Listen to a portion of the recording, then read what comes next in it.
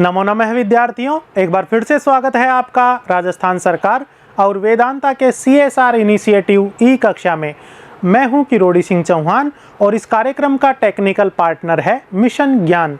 आज की इस कक्षा में हम पढ़ने वाले हैं 10वीं कक्षा की संस्कृत पाठ्य पुस्तक स्पंदना का तृतीय पाठ। पाठ का नाम है स्वराष्ट्र गौरवम। इस पाठ के 5 भाग हैं। हमने 3 भाग पढ़ लिए हैं और आज हम चौथा भाग पढ़ेंगे। इस भाग में हम पाठ के 9वें, 10वें और 11वें श्लोक का अध्ययन करेंगे। तो आइए 9वें श्लोक का अध्ययन करते हैं। यह 9वां श्लोक है, इसका मैं वाचन करूंगा। आप भी वीडियो देखते हुए श्लोक का वाचन करिए। पितृभूत्वं पुण्यभूत्वं द्वयं यस्य न विद्यते तस्य स्वत्वं राष्ट्रे भवितुं न किलार्हति। यह श्लोक है। इस श्लोक में किलार्हति इस पद का विभाग है किल अर्हति। यहाँ पर सवर्ण दीर्घ संधि है। इस श्लोक को समझने के लिए हम करते हैं श्लोक का अन्वय। अन्वय में हमने कर्तृ, कर्म, क्रिया इत्यादि पदों को व्यवस्थित क्रम में लगाया है ताकि अर्थबोध आसानी से हो सके। जैसे पितृभूत्वं पुण्यभूत्वम् इति द्वयं यस्य न विद्यते तस्य राष्ट्रे स्वत्वं भवितुं न अर्हति किल। इस अन्वय में जो कठिन पद आए हैं उनका अर्थ है पितृभूत्वम अर्थात पितृभूमि का भाव, और पितृभूत्वम यह शब्द पितृभू इससे त्वय प्रत्यय होकर बना है। पुण्यभूत्वम इसका अर्थ है पुण्य भूमि का भाव, और पुण्यभूत्वम यह पुण्यभू शब्द से त्वय प्रत्यय होकर बना है। स्वत्वम इसका अर्थ है अपनापन अथवा अधिकार, और स्वत्वम यह भी स्व शब्द से त्वय प्रत्यय होकर बना है। तीनों ही पद त्वय प्रत्यांत हैं। त्वय प्रत्यांत जो पद होते हैं वो भाववाचक होते हैं और नपुंसक लिंग में ही प्रयोग होते हैं। न अर्हति इसका अर्थ है नहीं हो सकता, और अर्हति यह क्रियापद है जो अर्ह धातु के लट लकार के प्रथम पुरुष के एक वचन का रूप है। कठिन पदों के अर्थ के साथ अब हम अन्वय के अनुसार श्लोक का सरलार्थ जान लेते हैं। पितृभूत्वम पूर्वजों की भूमि का भाव, अपने पितरों की भूमि का भाव। पितर जो हमसे पहले इस भूमि पर जन्म ले चुके हैं, जो यहाँ से स्वर्गवास जिनका हो चुका है, ऐसे पूर्वजों की भूमि का भाव। पुण्यभूत्वम और पवित्र भूमि का भाव। इति द्वयम ये दोनों ही यस्य न विद्यते जिसके पास नहीं है, तस्य उसका उस व्यक्ति का राष्ट्रे राष्ट्र पर स्वत्वम भवितुम स्वत्वम अधिकार अपनापन भवितुम न रहती नहीं हो सकता है। किला यह निश्चित है। किला अव्यय पद है जो निश्चित अर्थ को सूचित करने के लिए यहाँ पर आया है। तो क्या कह रहा है इस श्लोक में कि जिस व्यक्ति के पास पूर्वजों की भूमि का भाव और पुण्य अर्थात पवित्र भूमि का भाव, ये दोनों ही भाव जिस व्यक्ति में नहीं होते हैं, उस व्यक्ति का राष्ट्र पर अधिकार नहीं हो सकता है। कहने का भाव है कि व्यक्ति राष्ट्र को अपना कब मानेगा, कब उस पर अपना अधिकार जताएगा। इसके लिए 2 चीज़ें व्यक्ति में होना आवश्यक है। पहली चीज़ तो ये कि जहाँ वो रह रहा है वो उसके पूर्वजों की भूमि हो, उसके पूर्वजों ने वहाँ पर जन्म लिया हो, अच्छे कार्य किए हों और उन्हीं की संतति के रूप में व्यक्ति वहाँ पर पैदा हुआ हो। ऐसा भाव व्यक्ति के अंदर होना चाहिए। या फिर अगर व्यक्ति कहीं दूर से आया है और किसी देश से आकर रह रहा है, तो उसमें जहाँ वो रह रहा है, जिस देश में वो रह रहा है, उस देश के प्रति पुण्य भाव होना चाहिए, पवित्र भाव होना चाहिए। उस देश में रहकर अच्छे अच्छे कार्य करने का भाव उसमें होना चाहिए। इन दोनों भावों से युक्त यदि व्यक्ति है तो उस व्यक्ति का राष्ट्र पर अधिकार है, और इन दोनों भावों से रहित व्यक्ति का राष्ट्र पर अधिकार नहीं है। यह इस श्लोक का भाव है। हिंदी भाव हमने समझ लिया है। अब हम इस श्लोक का संस्कृत भावार्थ भी जान लेते हैं।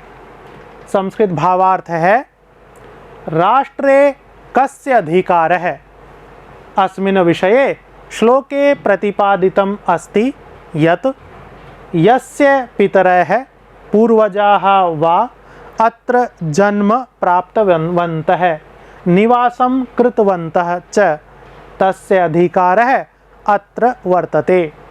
अपि च यस्य राष्ट्रं प्रति पुण्यो भावः विद्यते तस्यापि अधिकारः अत्र वर्तते। किन्तु यस्य पितृभावः पुण्यभावः च राष्ट्रं प्रति न विद्यते तस्य अधिकारः राष्ट्रे भवितुं न शक्नोति इति श्लोकस्य भावः। यह श्लोक का भाव था। यहाँ पर व्याकरण के अंश भी हैं, जैसे विद्यते यह क्रियापद श्लोक में प्रयुक्त हुआ है।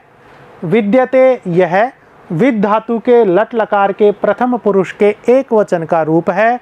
विद्यते यह आत्मनेपदी रूप है। और विद धातु के लट लकार में रूप किस प्रकार होते हैं? तीनों पुरुषों में और तीनों वचनों में यहाँ पर दिखाए गए हैं। जैसे विद्यते विद्येते विद्यन्ते, विद्यसे विद्येथे विद्यध्वे, विद्ये विद्यावहे विद्यामहे, ये लट लकार के रूप हैं। इसमें प्रथम पुरुष के एक वचन में विद्यते यह रूप बनता है। लभ, सेव और याच ये तीनों भी आत्मनेपदी धातुएं हैं। लट लकार में इनके भी रूप विद धातु के समान हम बना सकते हैं। इसके बाद दूसरा जो क्रियापद है वो है श्लोक में अर्हति। यह भी अर्ह धातु के लट लकार के प्रथम पुरुष के एक वचन का रूप है, किंतु विद्यते जहाँ आत्मनेपदी रूप था, अर्हति यह परस्मैपदी रूप है। और इसके रूप लट लकार में किस प्रकार होते हैं जानते हैं। इस प्रकार इसके रूप होंगे अर्हति, अर्हतः, अर्हन्ति, अर्हसि, अर्हतः, अर्हथ, अर्हामि, अर्हावः, अर्हामः। यहाँ पर अर्हति यह रूप प्रथम पुरुष के एक वचन में बना है। इसके बाद पितृभूत्वम, पुण्यभूत्वम, स्वत्वम, ये तीन पद जो श्लोक में प्रयुक्त हुए हैं तीनों ही त्वय प्रत्यांत रूप हैं। त्वय प्रत्यय का कुछ बोध हम यहाँ पर कर लेते हैं। त्वय प्रत्यांतम पदम, त्वय प्रत्यांत पद भाववाचकम भवति, भाववाचक होता है। तथा च और सदैव हमेशा नपुंसक लिंगे प्रयुक्तम भवति, नपुंसक लिंग में प्रयुक्त होता है। कुछ पदों का यहाँ पर जो पद प्रयुक्त हुए हैं उनमें त्वय प्रत्यय जोड़कर रूप बने हैं। किस प्रकार? पितृभू शब्द से त्वय प्रत्यय होकर नपुंसक लिंग में रूप बना है पितृभूत्वम। इसी प्रकार पुण्यभू शब्द से त्वय प्रत्यय होकर नपुंसक लिंग में रूप बना है पुण्यभूत्वम। और स्व शब्द से त्वय प्रत्यय होकर नपुंसक लिंग में रूप बना है स्वत्वम। इसी प्रकार के कुछ और भी उदाहरण हैं जो हमें जानने चाहिए। जैसे शिशु शब्द से त्वय प्रत्यय करेंगे तो रूप बनेगा शिशुत्वम। इसी प्रकार मनुष्य शब्द से त्वय प्रत्यय करेंगे तो रूप बनेगा मनुष्यत्वम। पशु शब्द से त्वय प्रत्यय करेंगे तो शब्द बनेगा पशुत्वम। शिशुत्वम, मनुष्यत्वम, पशुत्वम, शिशु का भाव, मनुष्य का भाव और पशु का भाव, ये भाववाचक पद हैं और तीनों का प्रयोग नपुंसक लिंग में हुआ है। तो इस प्रकार हमने यहाँ पर त्वय प्रत्यय का भी कुछ बोध किया है। अब हम 10वां श्लोक जानते हैं। 10वां श्लोक है, राष्ट्रस्योत्थान पतने राष्ट्रियानवलंब्य ही भवतः सर्वदा तस्मात् शिक्षणीयास्तु राष्ट्रियाः। यह श्लोक है और इस श्लोक में कुछ संयुक्त पद हैं जिनका विभाग हम जानेंगे। जैसे राष्ट्रस्य उत्थान पतने, यह गुण संधि का रूप है। संधि विच्छेद करेंगे तो राष्ट्रस्य उत्थान पतने, ये दो पद यहाँ पर प्राप्त होंगे।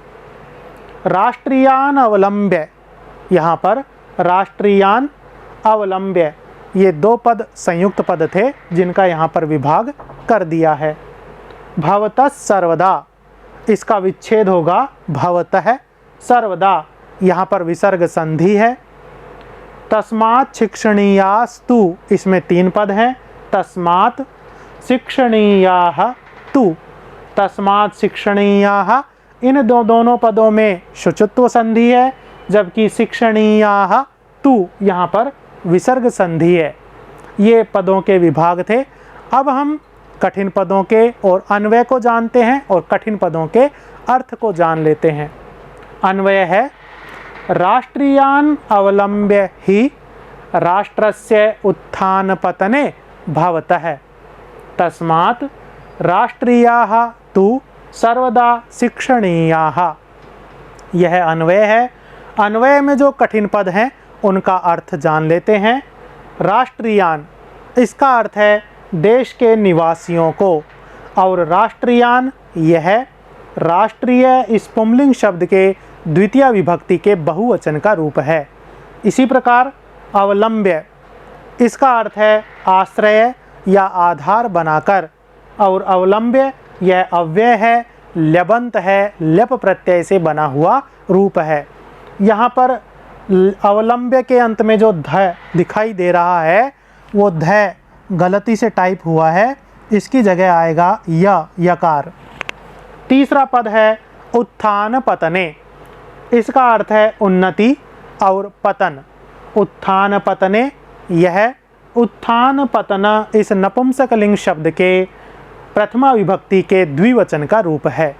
ये कठिन पदों के अर्थ थे। अब हम अन्वय के अनुसार श्लोक का सरलार्थ जान लेते हैं। राष्ट्रियान अवलंब्य, राष्ट्र के लोगों को आधार बनाकर राष्ट्रस्य देश का उत्थान पतने उन्नति और पतन भवतः होते हैं। देश के उन्नति और पतन के आधार कौन है?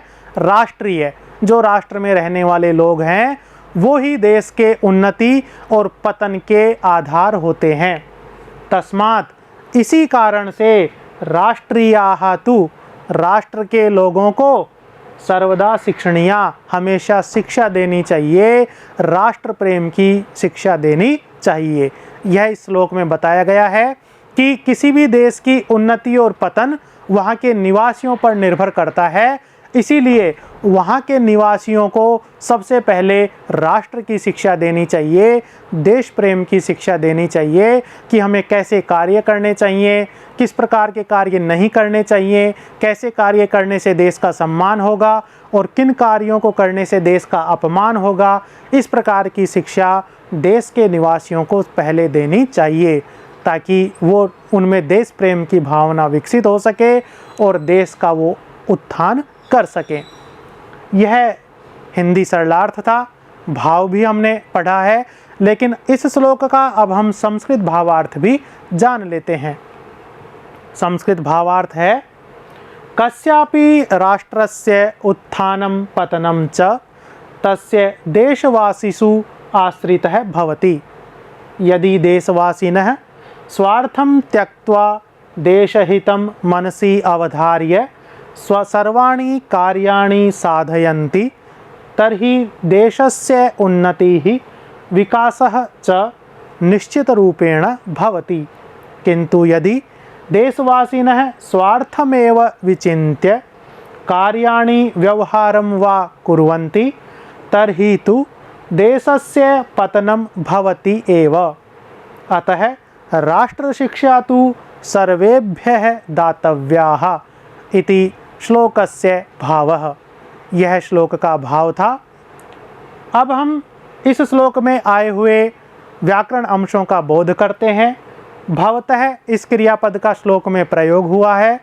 भवतः यह क्रियापद भू धातु के लट लकार के प्रथम पुरुष के द्विवचन का रूप है। इसके रूप भू धातु के लट लकार के रूप यहाँ पर हैं, जैसे भवति भवतः भवन्ति, भवसि भवथः भवथ, भवामि भवावः भवामः। इसी प्रकार यहाँ पर एक समास समस्त पद का भी प्रयोग हुआ है।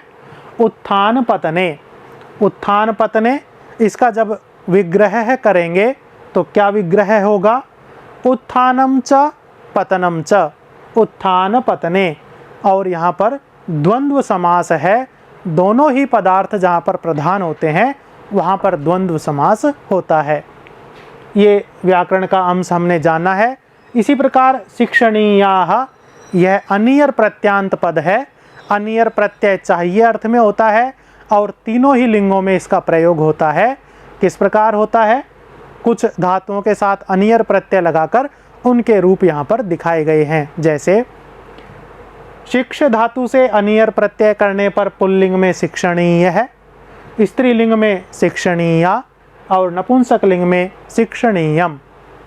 इसी प्रकार पठ धातु से अनियर प्रत्यय करेंगे तो पुल्लिंग में पठनीय है, स्त्रीलिंग में पठनीया, नपुंसक लिंग में पठनीयम, ये रूप बनेंगे। वद धातु से अनियर प्रत्यय करने पर पुल्लिंग में वदनीय है, स्त्रीलिंग में वदनीया, नपुंसक लिंग में वदनीयम। क्री धातु से अनियर प्रत्यय करने पर पुंलिंग में करणीय है, स्त्रीलिंग में करणीया और नपुंसक लिंग में करणीयम। इसी प्रकार लिख धातु से अनियर प्रत्यय करने पर पुंलिंग में लेखनीय है, स्त्रीलिंग में लेखनीया और नपुंसक लिंग में लेखनीयम। और चिंत धातु से अनियर प्रत्यय करेंगे तो पुंलिंग में रूप बनेगा चिंतनीय है, स्त्रीलिंग में चिंतनीया और नपुंसक लिंग में चिंतनीयम। शिक्षणीया, यह पुंलिंग का पद है, यहाँ पर एक वचन के रूप दिखाए गए हैं। शिक्षणीय, इस पद के रूप चलाएंगे तो एक वचन में शिक्षणीय है, द्विवचन में शिक्षणीयौ और बहुवचन में रूप बनेगा शिक्षणीयाः। इस प्रकार हम अनियर प्रत्यांत रूपों का प्रयोग तीनों लिंगों में और सभी विभक्तियों में हम कर सकते हैं। अब हम 11वां श्लोक पढ़ते हैं। यह 11वां श्लोक है, इसका मैं वाचन करूंगा, आप भी वीडियो को देखते हुए श्लोक का वाचन करिए। विद्या शस्त्रम च शास्त्रम च द्वे विद्ये प्रतिपत्तये, शस्त्रेण रक्षिते राष्ट्रे शास्त्र चर्चा प्रवर्तते। इस श्लोक को हम अन्वय के द्वारा समझते हैं। विद्या शस्त्रम च शास्त्रम च इति द्वे विद्ये प्रतिपत्तये स्तः, शस्त्रेण रक्षित राष्ट्रे रक्षिते सति शास्त्र चर्चा प्रवर्तते। यह अन्वय है। अन्वय में जो कठिन पद आए हैं उनका अर्थ है, जैसे विद्ये, इसका अर्थ है विद्याएं, और विद्ये द्विवचन का रूप है, इसलिए यहाँ पर दो की संख्या आएगी, दो विद्याएं। विद्ये, यह विद्या इस स्त्रीलिंग शब्द के प्रथमा विभक्ति के द्विवचन का रूप है। इसी प्रकार प्रतिपत्तये, इसका अर्थ है प्राप्ति के लिए, और प्रतिपत्ति यह मूल शब्द है, स्त्रीलिंग का शब्द है, और चतुर्थी विभक्ति के एक वचन में प्रतिपत्तये यह रूप होता है। रक्षिते सति, इसका अर्थ है सुरक्षित होने पर, और रक्षिते, यह रक्षित इस नपुंसक लिंग शब्द के सप्तमी विभक्ति के एक वचन का रूप है। प्रवर्तते, यह क्रियापद है, इसका अर्थ है होता अथवा होती है, और प्रवर्तते यह प्र उपसर्ग पूर्वक वृत्त धातु के लट लकार के प्रथम पुरुष के एक वचन का रूप है। यह आत्मनेपदी रूप है। ये कठिन पदों के अर्थ थे। अब हम अन्वय के अनुसार श्लोक का सरलार्थ जान लेते हैं।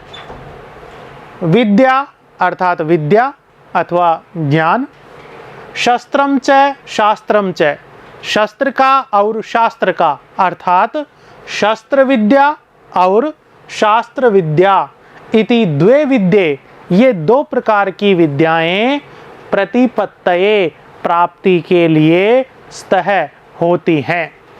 स्तः यह क्रियापद अस धातु के लट लकार के द्विवचन का रूप है।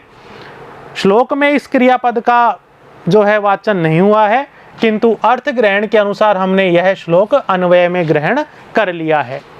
द्विवचन का इसलिए है क्योंकि यहाँ पर दो विद्याओं का प्रतिपादन किया गया है, शस्त्र विद्या और शास्त्र विद्या।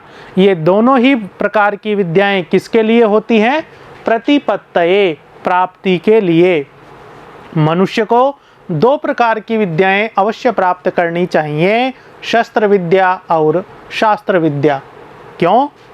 शस्त्रेण राष्ट्रे रक्षिते सति, शस्त्रेण शस्त्र के द्वारा राष्ट्रे, राष्ट्र के, देश के, रक्षिते सति सुरक्षित होने पर, जब हमारा देश शस्त्रों से सुरक्षित हो जाएगा उस समय ही शास्त्र चर्चा प्रवर्तते, शास्त्रों की चर्चा होती है, उस देश में शास्त्रों के विषय में चर्चा प्रवृत्त होती है। कहने का तात्पर्य यह है कि अगर हमारा देश शत्रुओं से आक्रांत रहेगा, हमारे देश पर जब तक हमारा स्वत्व नहीं रहेगा, शत्रु यदि उस पर अधिकार कर लेंगे तो उस देश में हम अपने शास्त्रों की चर्चा नहीं कर सकते हैं, उनमें बताए गए धर्म का, नीतियों का पालन हम नहीं कर सकते हैं। इसलिए शास्त्रों की चर्चा करने के लिए सबसे पहली जो विद्या जरूरी है वो है शस्त्र विद्या, ताकि हम पहले देश की रक्षा कर सकें, इसके बाद शास्त्रों की चर्चा आसानी से हो सकती है। ये था इस श्लोक का हिंदी अर्थ और भाव। अब हम इस श्लोक का संस्कृत भावार्थ भी जान लेते हैं। क्या है संस्कृत भावार्थ? भावार्थ है, अत्र द्विविधा विद्या प्रतिपादिता, शस्त्र विद्या शास्त्र विद्या च, उभयोः विद्ययोः प्राप्तिः करणीया एव, यतो हि यदा राष्ट्रं शस्त्रेण रक्षितं भवति तदा एव तत्र शास्त्राणां चर्चा भवितुं शक्नोति, नो चेत् शत्रुभिः आक्रान्ते राष्ट्रे शास्त्र चर्चा तु भवितुमेव न शक्नोति इति श्लोकस्य भावः। यह श्लोक का भाव था। इस श्लोक में कुछ व्याकरण के अंश भी आए हैं जिनका हम बोध कर लेते हैं। जैसे इस श्लोक में प्रवर्तते यह क्रियापद है। प्रवर्तते यह क्रियापद प्र उपसर्ग पूर्वक वृत्त धातु के लट लकार के प्रथम पुरुष के एक वचन का रूप है। और वृत्त धातु के लट लकार में रूप किस प्रकार होते हैं वो तीनों पुरुषों में और तीनों वचनों में यहाँ पर दिखाए गए हैं। जैसे वर्तते, वर्तेते, वर्तन्ते, वर्तसे, वर्तेथे, वर्तध्वे, वर्ते, वर्तावहे, वर्तामहे, ये लटलकार के रूप हैं। इसमें प्रथम पुरुष के एक वचन में वर्तते यह रूप होता है और प्र उपसर्ग के साथ अगर इस रूप को चलाएंगे तो ये बनेगा प्रवर्तते। तो ये एक व्याकरण का अंश जो था वो था क्रियापद। इसी में एक दूसरा पद आया है शास्त्र चर्चा, ये समस्त पद है। और इस शास्त्र चर्चा का जब समास विग्रह करेंगे तो विग्रह होगा शास्त्राणाम चर्चा, एक रूप बनेगा शास्त्र चर्चा। ये संयुक्त पद है, समस्त पद बना है और यहाँ पर तत्पुरुष समास है। षष्ठी से विग्रह होने के कारण यहाँ पर षष्ठी तत्पुरुष समास भी है, अर्थात इसी का नाम षष्ठी से हम षष्ठी तत्पुरुष समास भी कह सकते हैं। तो विद्यार्थियों, ये था हमारा तृतीय पाठ का चौथा भाग। अगले वीडियो में हम इस पाठ के 5वें भाग के साथ फिर मिलेंगे और करेंगे पाठ के प्रश्नोत्तरों का अभ्यास। तो मिलते हैं अगले वीडियो में। धन्यवाद।